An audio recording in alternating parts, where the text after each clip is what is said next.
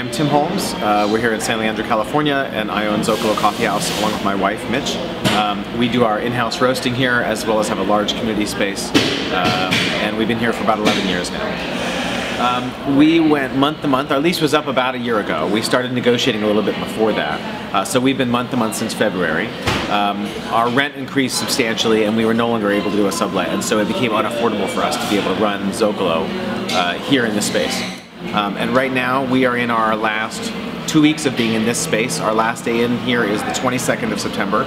It's now the 10th, so 12 days. And we're having a fairly big party that night from 7 p.m. the last day we're open, 7 p.m. on.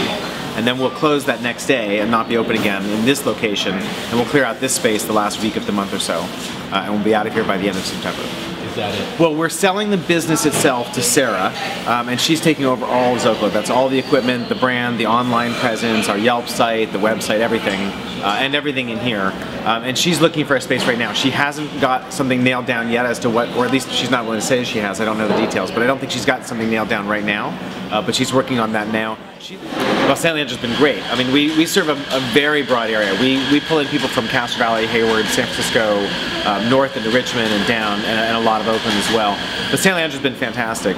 You know, the people that are the people who walk here, the people who are here on a regular basis are very good friends. I've met most of my best friends through here, and most people I know in San Leandro through here, of course, for 11 years. And our kids. You know, my kids grew up here as well. We didn't have kids when we took over the space. We built a big kid space for the area.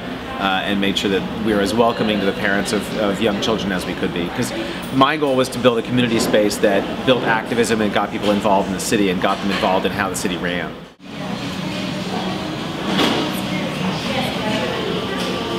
You know, I meant it initially as a community space, and that was really what became the space. My goal was to get other people to be the activists. My goal was to get people to use this as a launch point, as a kicking off point for everything, and I've seen a lot of that happen.